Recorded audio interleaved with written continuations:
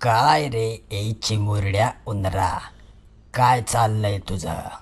माझ्या मालकाच्या कार्डशी काय उचापती करतोयस? ते मी फक्त आपलं काय काय बोल.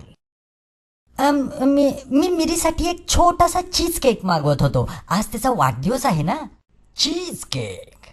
हो. आणि ते तू कसं मागवायच्या तयारीत होतास?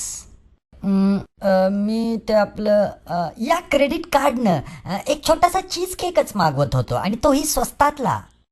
ए, तुझ्या अशा गोष्टी ऐकायला मी काय वेडा वाटलो? अरे अरे अरे थांब थांब थांब, मी खरं सांगतोय. ऑनलाईन खरेदीसाठी माझ्याकडे चेक नाही आहे, हे तुला माहितीच आहे. जरी हा खरेदीचा जुना प्रकार असला तरी खूप वेळ खाऊ आहे.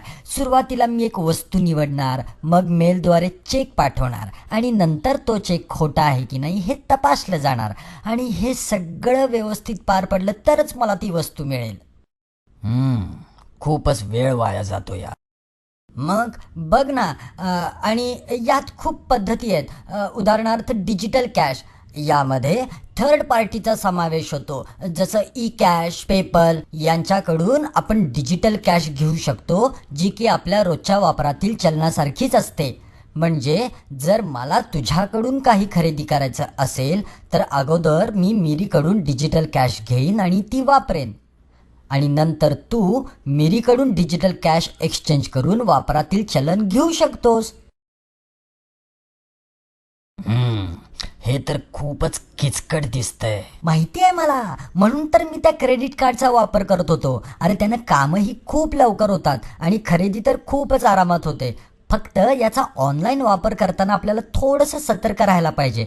आपल्याला पाहिजे ती वस्तू निवडून क्रेडिट कार्डचे डिटेल्स दिले की झालं. आणि आजकाल सगळ्याच वेबसाईट्सवर ही सुविधा पुरवतात. तिरी तिरी, अरे कोणीतरी बर्थडे साठी केक पाठवलाय मला, तू लवकर ये. हो बाबा, माहिती आहे मला. आता तेच तर माझ्या जीवावर बेतलेलं होतं. आता तो केक घे आणि पटकन बिळात जा, नाहीतर हा बॉस को आपल्याला पुन्हा पकडायचा.